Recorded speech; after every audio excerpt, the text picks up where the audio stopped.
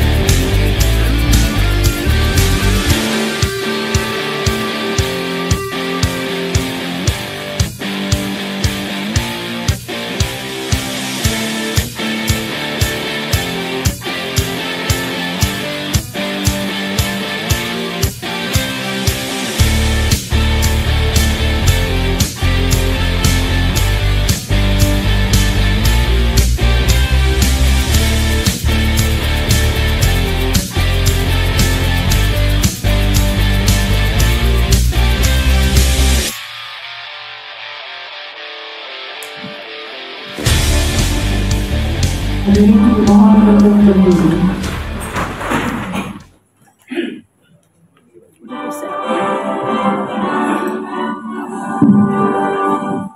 Indonesia tanah airku, tanah Tuhanku, di sana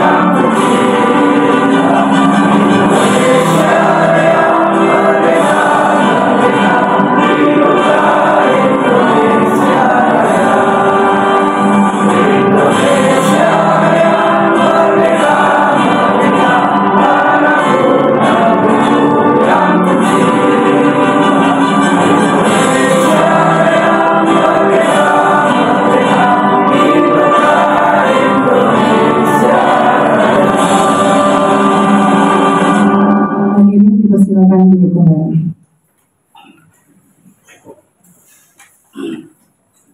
Memasuki acara yang ketiga, yaitu sambutan dari Ketua Ikatan Alumni Pelajar Jakarta kepada Bapak Dori Supriyadi SIP. Waktu dan tempat kami sediakan.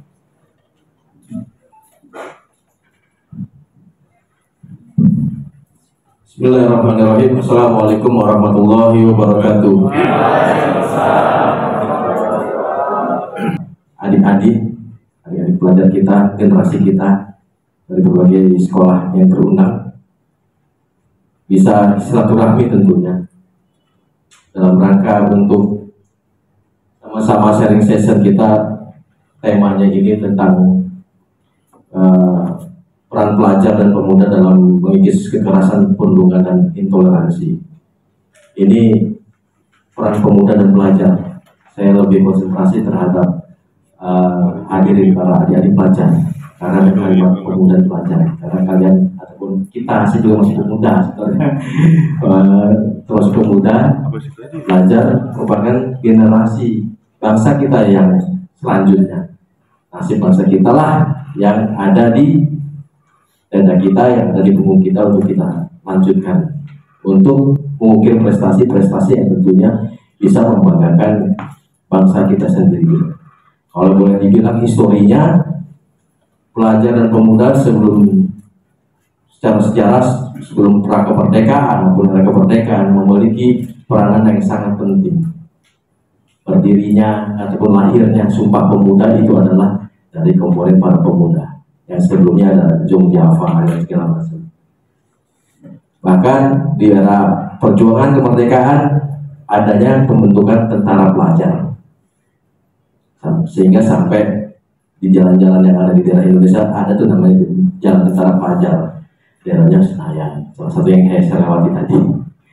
Nah, artinya penting banget peranan pemuda dan pelajar di sini untuk coba kita mengukir sejarah baru yang tentunya lebih berprestasi, berpotensi untuk diri kita sendiri, negeri kita sendiri, yang harus kita mulai persiapkan dari sekarang. Hanya permasalahannya yang ada di sini, ini adalah permasalahan yang sehari-hari, yakni adanya kekerasan, perundungan, dan intoleransi. Itu pastinya terjadi ya, jangankan sama para pemuda dan para pelajar, orang tua pun kadang masih suka kayak gitu. Saya mungkin fase pemuda juga, fase orang tua juga, karena saya juga punya anak. Bullying segala macam, hanya dalam tahap bercanda. Tapi di sini kalau masuk dalam tahap kekerasan ini, kita coba nih memikirkan lebih dalam lagi, bagaimana caranya kita bisa meminimalisir ataupun mengikis dan seperti itu. Bahkan data yang ada dalam UNICEF tahun 2015 mungkin Mbak Irma bisa lihat datanya. UNICEF berkata apa? 50% di tingkat pelajar itu masih terjadi adanya perundungan, baik di lingkungan sekolahnya maupun di luar sekolahnya. Nah, ini yang harus kita pikirkan. Berikutnya adalah sambutan dari Kepala SMK Negeri 35 Jakarta yang akan disampaikan oleh Bapak Sopandi MPD. Pada Bapak Sopandi, waktu dan tempat kami sediakan. Bismillahirrahmanirrahim. Assalamualaikum warahmatullahi wabarakatuh. Selamat pagi, salam sejahtera untuk kita semua. Yang saya hormati Bapak Pembina IKAP Jakarta, Bapak Haji Abdul Aziz Muslim SH. Yang saya hormati dari perwakilan Dinas di Jakarta Barat, Bapak Asari. Terus yang saya hormati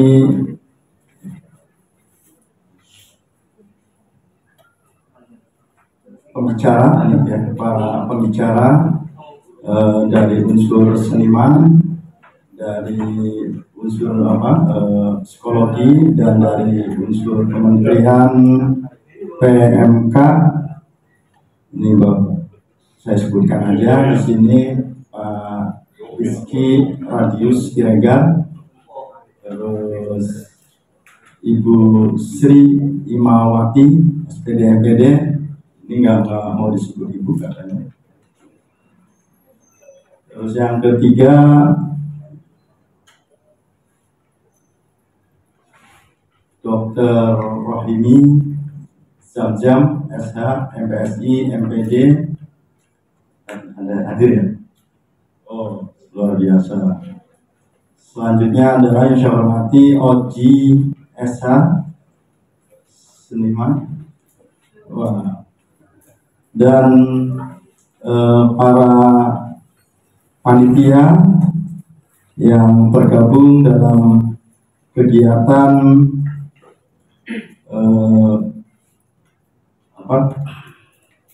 diskusi ya, kayak model GD ya. GD terkait dengan pembahasan peran pelajar dan pemuda dalam mengikis kekerasan, perundungan, dan intoleran. Teman-teman alumni IACJ, Ikatan Alumni Kampung Jawa, terus perwakilan dari SMK di sekitar Jakarta Barat, serta dari BUMJ ada ya? BUMJ nggak ada ya? Oh, ada ya, dari BUMJ. Serta para siswa baik dari sekolah kolaborasi ya, yang dengan kolaborasi dengan SMK 35. Di sini ada SMK Betri, Kedoya, Triharga, Konser, dan terkhusus buat siswa-siswi SMK 35 yang sangat-sangat saya banggakan. Puji syukur kita marilah senantiasa kita bersyukur kepada Allah Subhanahu wa Ta'ala, yang mana pada hari ini kita semuanya telah diberikan nikmat oleh Allah Subhanahu wa Ta'ala sehingga kita bisa melaksanakan kegiatan pada siang hari ini yang memang suasananya cukup lumayan ya, lumayan sedikit nggak ngantuk ya, tapi saya yakin dengan semangat kita untuk bisa berperan dalam rangka untuk meminimalisir seperti yang dikatakan tadi dari Ketua IKA Jakarta, bahwa kita yakin nanti akan bisa meminimalisir terkait dengan kekerasan, perundungan, dan isu-isu lain lagi ya, termasuk narkoba, intoleran ya, yang terjadi di kalangan pelajar, terutama di kalangan pelajar SLTA ya.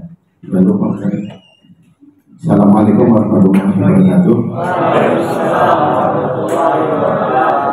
Yang saya hormati Ajis selaku pembina dan juga wakil dewan kita di DPRD DKI Jakarta, telah berada di Komisi E yang berkaitan dengan pendidikan. Tuan rumah Bapak Suradi, Kepala Sekolah SMK Negeri 35, kemudian dari Pusat Studi Islam dan Negara Indonesia, yang mewakili dari Direktur Eksekutif Bapak Dr. Sunaryo, dan para narasumber yang saya sebut satu persatu, Ketua IKAP dan juga sekjennya, ya, IKAP, dan Bapak Ibu guru, para pembina, anak-anak ataupun peserta didik semuanya. Alhamdulillah pada siang hari ini momen yang sangat langka, sangat terbatas mungkin selama saya mengikuti 35, makanya baru kali ini ada momen seperti ini. Kan itu memang ini bagaimana kita bisa memanfaatkan momen ini ya, termasuk ya kita semuanya yang hadir, narasumber yang hebat tentunya jangan dilewatkan begitu saja, apalagi tentunya difasilitasi oleh PSIK, karena saya dapat undangannya di sini dari Pusat Studi Islam dan Kenegaraan. Kalau yang datang dari berbagai komunitas di sini, lintas komunitas, hanya tadi ada seniman, ada ya pokoknya macam-macam lah. Jadi sekali lagi kepada terutama pada Bapak Ibu guru lah, sebagai pembina atau sebagai pembina sekolah gitu kan, bagaimana memanfaatkan momen ini jadi momen yang memberikan manfaat untuk sekolah, untuk juga tadi bagaimana kita bisa mengantisipasi, terutama karena kita kaitan dengan pelajar yang ada di SMK. Ya Bapak dan Ibu semuanya, Bang Ajis, terima kasih. Kami mungkin nggak ada kaitan secara langsung.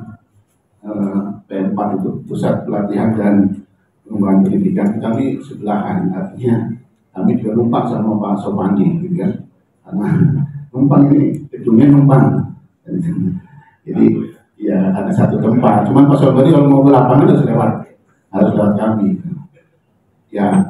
Ada satu hal kegalauan dari pimpinan kami, Pak Kapus itu, beliau kalau ada pelatihan anak SMK, galaunya takut kedengerannya kan, waduh ini siapa yang Kalau anak yang datang anak SMK 9 biasa aja, yang datang anak SMK 42 ya biasa aja, atau mungkin yang datang misalkan anak sarapan itu. Tapi kalau yang datang anaknya nggak enak lah mau saya sebut gitu kan, itu Pak, karena kan dapat informasi yang nggak pasti kan, waduh, mau pulang aja pikir ini pulangnya jam berapa, 35 pulang jam berapa, itu Pak Jis. Gitu. Kalau yang datang itu anak STM lah bahasa gitu. Katanya kan kalau nggak kenal nggak sayang ya, nggak tahu. Nah, saya bekerja di salah satu lembaga namanya Friedrich Ebert Stiftung. Friedrich Ebert Stiftung ini adalah salah satu mitra kerjasama pembangunan pemerintah Indonesia. Lembaga ini berasal dari Jerman. Di Indonesia kami bermitra dengan Kementerian Koordinator Bidang Pembangunan Manusia dan Kebudayaan, Kemenko PMK. Kantor kami ada di Kemang. Kalau kalian ada waktu jalan-jalan, kita yuk ngopi bareng-bareng di kantor kami. Keren kantornya, di belakang Lipo Mall. Itu sekelas pengantar ya. Kalau ada Mas Indra dari Kemenko PMK, biasanya kudu wajib ada pantunnya katanya. Jadi saya berpantun dulu ya. Duduk di meja sambil makan. Pemandangannya hutan tilang. Beribu terima kasih saya ucapkan teruntuk semua adik-adik yang ikut beserta hari ini.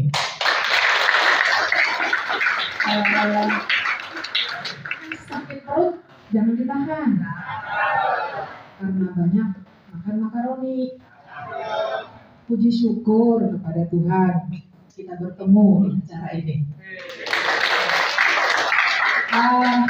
Kemudian yang kedua, saya mengucapkan terima kasih kepada semua pihak yang membuat acara ini bisa berlangsung dengan baik, terutama dengan Sekolah SMA KN 35 yang saat ini dihadiri oleh Bapak Kepala Sekolah, teman-teman dari Ikatan Pelajar Jakarta. Kalau mereka Ikatan Pelajar berarti sekarang mahasiswa mereka ya, benar nggak? Ya, Ikatan Alumni Pelajar Jakarta. Nah, tahun ini kita punya fokus program untuk 3 isu yang diusung, itu melawan kekerasan, intoleransi, dan perundungan atau bullying. Itu kita ada 3 tempat yang sudah kita lakukan, salah satunya di sini. Kemudian 2 yang lain itu ada sekolah namanya SMK Multikultural di Pangandaran. Siswanya itu dari berbagai daerah di Indonesia, ada dari Aceh sampai Papua. Dan sekolah itu gratis, dikelola oleh seorang anak muda namanya Ai Hidayat.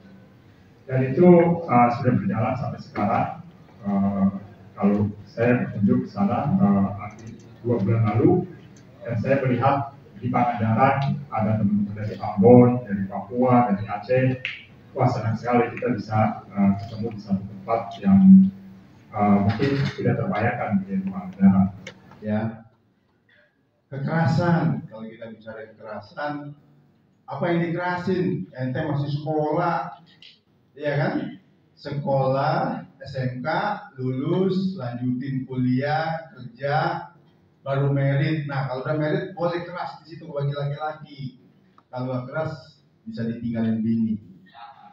Ya, kalau hari ini ya khusus prestasi, ya belajar tugasnya saat ini.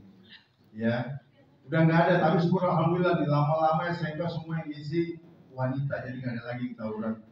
Dimulai tahun ini SMK 35 satu sekolah cuma 2 laki-laki, yang lain perempuan semua. Ya, jadi nggak ada lagi ke depannya tawuran tuh. Kalau masih ada juga perempuan tawuran, luar biasa dibotakin nanti. Ya, jadi laki-laki ini dari sekarang. Ya, jadi nggak ada tuh tawuran tadi sampai dari medsos, masa mau berantem janjian. Ya kalau dulu tuh namanya jagoan kesenggol lah, ribut langsung di situ. Bukan sekarang janjian datangnya segeroyokan, bukan jagoan itu mah. Itu jagoan sendiri duel. Nah itu baru ya, udah nggak musim yang kayak begitu. Kenapa? Yang rugi orang tua.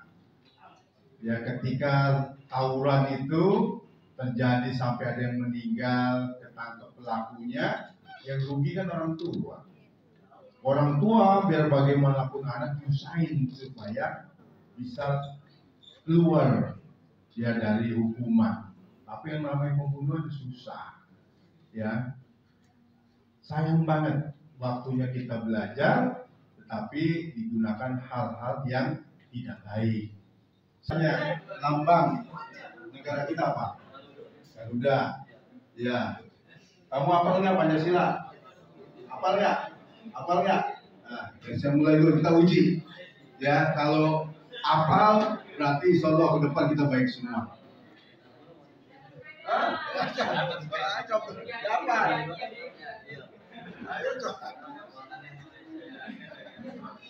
Ini kalau nggak hafal dia nggak ikut upacara. Ya udah bismillah. Pancasila satu ketuhanan.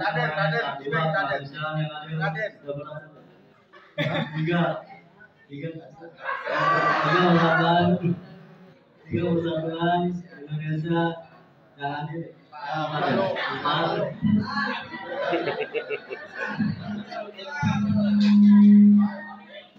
Pancasila satu ketuhanan yang maha esa, dua kemanusiaan yang adil dan beradab, tiga persatuan Indonesia, empat kerakyatan yang dipimpin oleh hikmat kebijaksanaan dalam permusyawaratan perwakilan, lima keadilan sosial bagi seluruh rakyat Indonesia. Pancasila satu ketuhanan yang maha esa, dua kemanusiaan yang adil dan beradab, tiga persatuan Indonesia, empat kerakyatan yang dipimpin oleh hikmat kebijaksanaan dalam permusyawaratan perwakilan, lima keadilan sosial bagi seluruh rakyat Indonesia. Pancasila satu ketuhanan yang maha esa, dua keadilan, dua keadilan sosial bagi seluruh rakyat Indonesia. Sampai bisa nih. Bisa nih, coba. Satu Pancasila ketuhanan yang maha esa, dua keadilan sosial kemanusiaan yang adil dan beradab, tiga keadilan sosial bagi seluruh Indonesia. Tuh, di sini aja ketahuan kan? Ya ini penting. Karena saya bilang tadi Pancasila itu ya lambang negara, dasarnya juga semua di situ. Kehidupan kita udah diatur, pasal dari ya udah diatur semuanya itu di Pancasila. Ya makanya itu paling utama. Ideologi kita itu Pancasila. Nanti kalau saya suruh lagi lagu Indonesia Raya nggak bisa lagi, repot. Ini orang mana? Kalau sampai lagunya lagu DJ aja misalnya ya. Ya udah duduk nanti Raden. Ada 400.000 nggak bagi itu?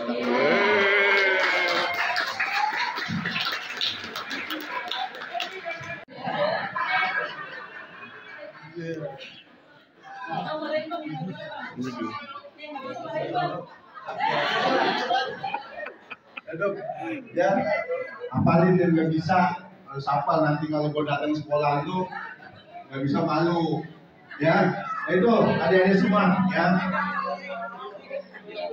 Jadi Kalau zamannya kami P4 berarti harus hafal 100 butir pengamalan Pancasila. Buru-buru 100.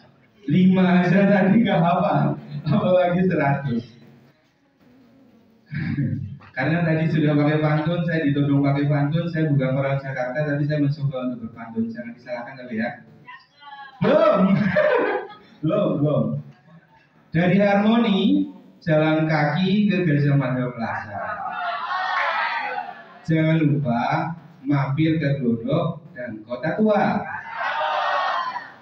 Ibu bapak peserta yang saya hormati dan banggakan bersama, semoga sharing session hari ini penuh berkah barokah untuk semua. Mungkin nyambung di Ibu Irma aja kali, mungkin karena pas gitu ya. Kak Irma lah. Kalau Kak Irma bikin disertasinya tentang tawuran, saya bikin novel. Jadi kalau teman-teman ada catatan seorang pelajar Jakarta itu saya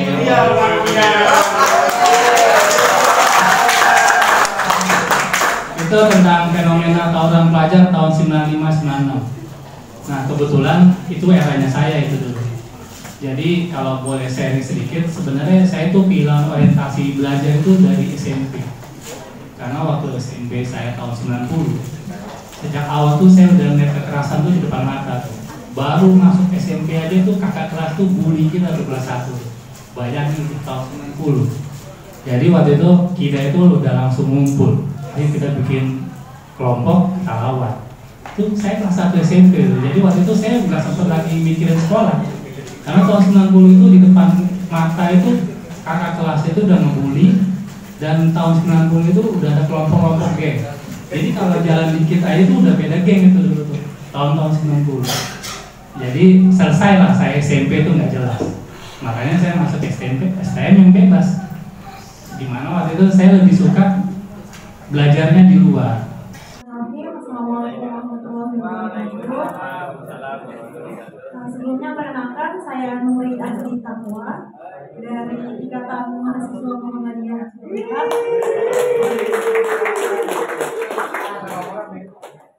Di sini saya sedikit menyampaikan dan mau bertanya juga. Mungkin sedikit pengalaman saya. Kebetulan saya asalnya dari daerah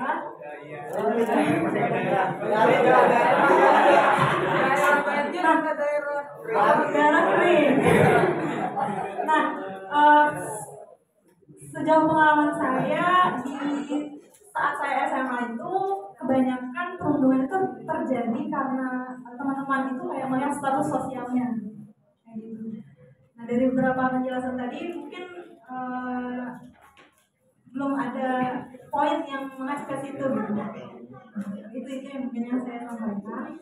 Nah, untuk pertanyaannya masih terkait dengan yang tadi, apakah ada perbedaan cara mengatasi tindak kekerasan, perundungan, dan intoleransi antara pelajar yang ada di kota dengan yang ada di desa? Tapi tuh mereka ketika misalnya si yang dirundung ini ngebales, terus si perundungnya ini ada momen-momen mereka sekamar gitu kan. Terus akhirnya misalnya kayak mereka berantem atau gimana gitu antara si perundung sama yang perundung. Nah ketika mereka diketemuin di ruang guru, itu tuh ada kayak si perundungnya ini selalu kayak playing victim gitu loh. Terus ketika orang tuanya dipanggil, si orang tua perundung ini nih malah yang terlalu ngebelain anaknya gitu loh. Terlalu kayak mungkin mereka terlalu berlebihan ngasih kasih sayang ke anak-anaknya.